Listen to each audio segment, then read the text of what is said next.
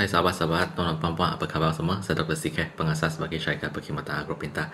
Dan hari ini saya nak kongsi sedikit info apa sebabnya daun menjadi kuning. Kerana biasa kadang-kadang dekat laman social media kami terima PM daripada pelanggan-pelanggan yang tanya daun mereka jadi kuning dan adakah baja-baja Agropintar sesuai untuk mengatasi masalah kekuningan daun itu.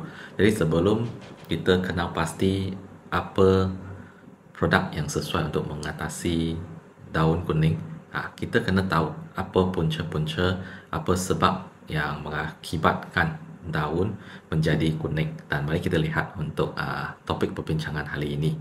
Jadi salah satu sebab adalah disebabkan oleh kekurangan nutrien.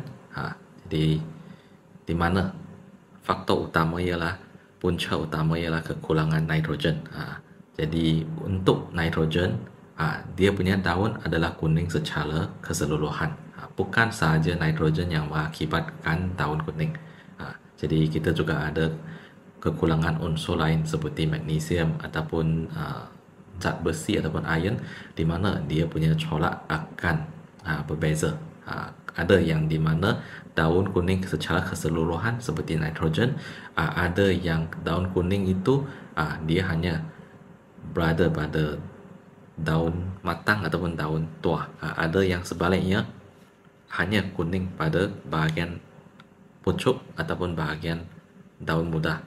Jadi inilah simptom-simptom tak kita kena tahu macam mana untuk buat diagnosis supaya tidak memberi lawatan yang silap. Seterusnya kita pun boleh lihat bukan sahaja nutrien tak cukup, kadang-kala pengairan tak sekata, contoh kata disebabkan banjir, terlalu banyak air menyebabkan akar lemas. Bukan itu sahaja, kalau katakan cuaca panas tak cukup air pun akan mengakibatkan daun layu dan kering. Jadi banyak sebab. Dan bukan itu sahaja, juga ada masalah tanah, terutamanya pH tanah. Kalau tanah tu terlalu berasid ataupun beralkali, sayuran tanah yang tak baik, ada takungan air, semua ini juga akan mengakibatkan daun kuning juga. Bukan sahaja faktor nutrien, faktor abiotik seperti tadi itu, ini alam sekitar, kita juga ada faktor biotik, di mana ia disebabkan oleh serangan penyakit ataupun pelosak, contohnya kulat, bakteria. Ini juga akan mengakibatkan daun jadi kuning ataupun ada bintik-bintik. Dan cahaya matahari juga salah satu sebab.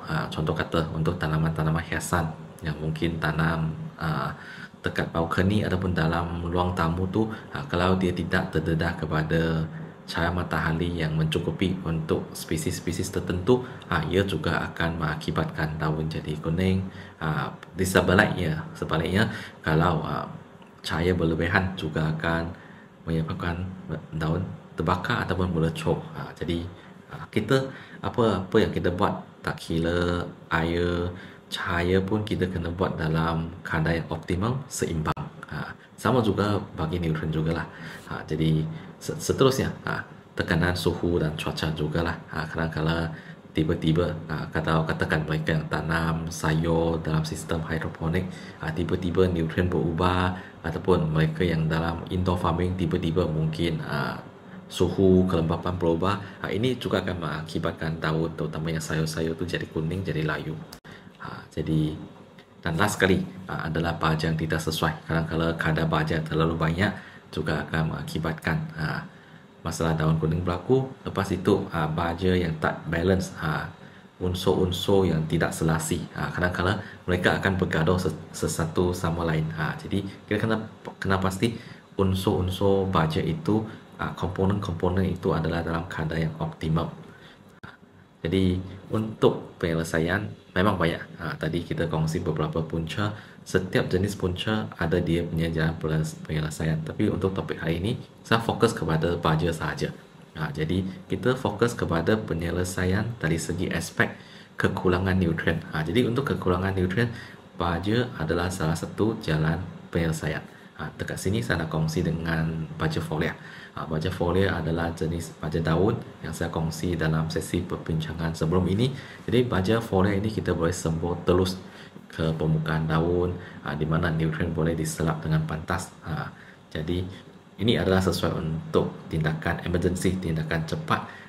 Jadi kita boleh guna pada masa awal pagi ataupun lewat petang, di mana penyerapan adalah paling optimum, dan memang dia dapat dinafikan juga untuk kesan kekal lama.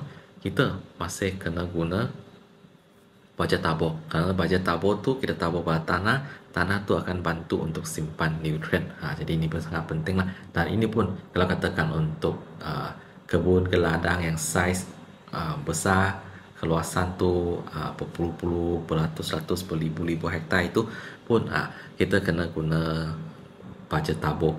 Itu adalah cara yang paling praktikal lah. Okay? Dan ini pun adalah seperti tadi yang saya kongsi itulah, baja foliar, cara dia guna, kenapa kita dalam konteks ini kita cadangkan penyelesaian melalui baja foliar. Dan untuk Agropinta kami ada 2 produk. Kalau katakan untuk skala kecil, untuk dekat rumah sahaja, boleh guna NutriBoost, di mana sangat senang guna kerana pertama sekali ia sudah siap bancuh, kita boleh terus spray sahaja. Dia ada unsur-unsur biostimulan yang boleh bantu penyerapan nutrien lagi efisien. Dekat tanah tu akar dia akan lagi reaktif. Ia boleh bantu untuk pemulihan daun kuning dengan cepat, sesuai untuk semua jenis tanaman. Kalau katakan untuk yang ada kebun besar, banyak pokok, beratus-ratus pasu, tanah keluasan ekar, hektar, boleh guna AminoPro. AminoPro dia ada dalam bentuk serbuk, kita kena bancuh sendiri dengan kadar di mana 5 gram untuk 2 liter. Kita tawarkan satu botol 500 gram ini boleh guna untuk keluasan 2.5 ekar ataupun 1 hektar, ataupun kalau katakan bancuh dalam air tu anggaran isi padu tu lebih kurang 1000 liter air, dan sesuai untuk semua jenis tanaman, tak kira kita nak sembuh ataupun kita nak silam pun boleh. Jadi secara kesimpulan, pertama sekali, masa kami mengalami ataupun memerhati ada kes daun kuning, kena tahu apa punca itu, sama ada ia adalah betul-betul disebabkan oleh nutrien ataupun disebabkan oleh alam sekitar, tanah, cuaca ataupun pelosok penyakit. Kena tahu dulu baru kita boleh buat diagnosis yang betul. Lepas itu kalau disebabkan oleh kekurangan nutrien, memang biasanya kes paling ketara adalah kekurangan nutrien. Jadi kami boleh atasi masalah ini ataupun kita boleh collect, betulkan masalah ini dengan input baja yang sesuai, sama ada foliar ataupun tabur. Dalam konteks ini foliar untuk kesan segera, dan Agropinta kami ada produk-produk yang sesuai untuk amalan organik. Jadi jangan tunggu lawat daun kuning kali ini. Itu saja untuk sesi kongsi hari ini. Terima kasih semua.